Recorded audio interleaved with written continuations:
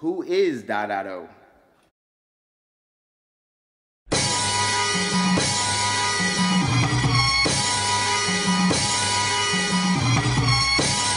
I don't gotta be here.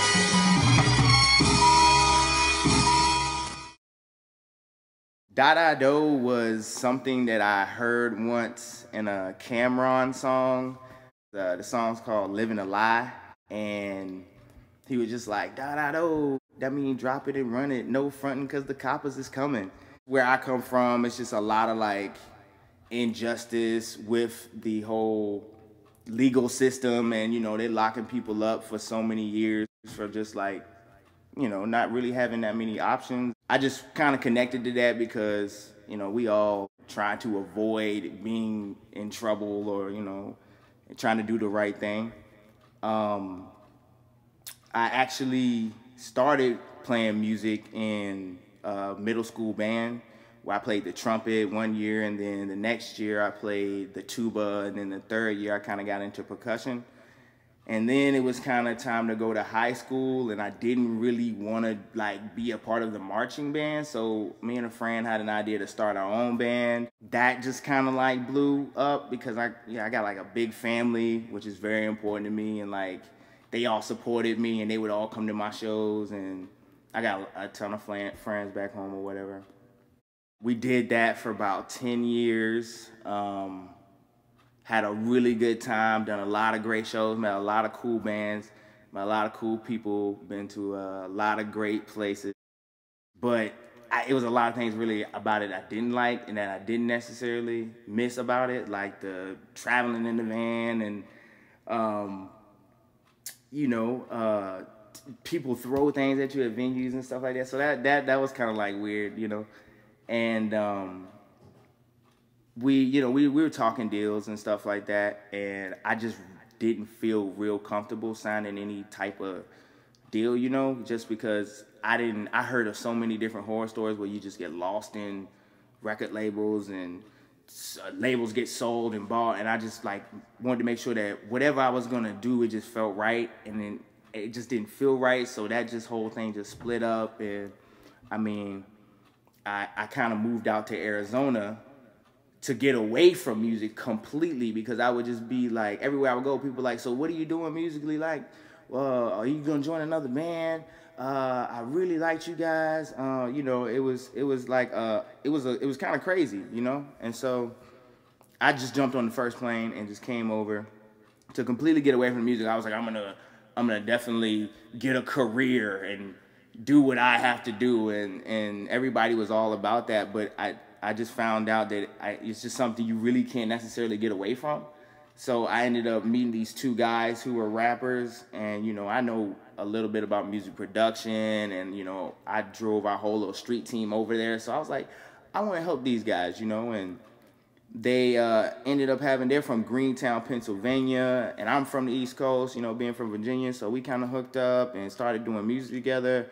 But one of them ended up getting locked up, and his brother was like really like down about it. Like he had like put up this mixtape, which was really, really good. And it was him talking about like getting his life together and like being positive and like, you know, following your dreams. And it really motivated me.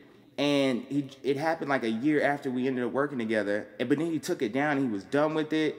So I was like, okay, I'm gonna do like a little remix for him, this little hip hop remix DJ thing. I kind of like worked a couple hours on it, sent it to him. He was like, I'm back into it.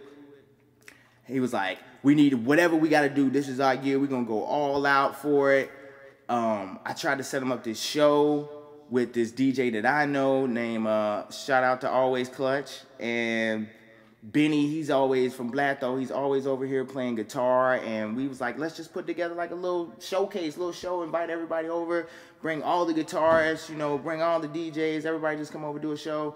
And that just became like this crazy successful thing where we all ended up starting to talk to each other about doing projects together, and which I definitely hope happens. And Stu, he just didn't make it, so we just continued to work on music, and he was like, yo, you should just do some songs. And I was like, I mean, I know how to write songs, I know structures and stuff like that, but I mean, I'm not really a rapper, but I mean, who can't really come up with like a little melody and like, you know, and it's something that you don't really have to overthink, and like I generally have a really fun time doing it, and just people will tell me that I should keep going at it, and so I feel like this whole thing is just like a movement. It's not just me, like, you know, looking out for me and whatever. Like I feel like Tempe, Phoenix just needs like this. It's just so many talented people here, and we just need to like all get together, and you know, from artists to comedians to like photographers to directors, you know, out here I shot my first ever music video. You know what I'm saying? It's just, this is the breeding ground for people that are artistic, and I'm really, really glad to be here. And I definitely want to follow my heart, and that means following my dreams. And as an artist, I just want to work with as many people as I possibly can, and you know, and it just put a good positive message out there, really, more than anything else, and put the game out there and lessons that I've learned and share those with people.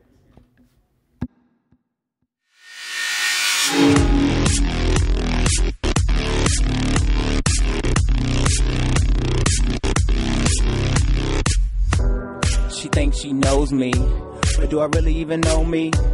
Was it all for some sex, or did I need a company, or I really am an asshole? Broke nigga just looking for some cash flow. Fuck your bitch with a 40-foot flagpole. You couldn't fuck me, so I thought I'd just let you know, nigga. I'm too raw. I used to be chill, now motherfucker thought I'm living my life, give a fuck about y'all. She wanna take me back, fuck that. I'm like, nah, shit.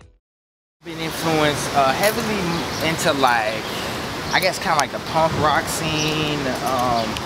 Really big into a lot of New Jersey East Coast bands, kind of like that whole little emo scene at the time.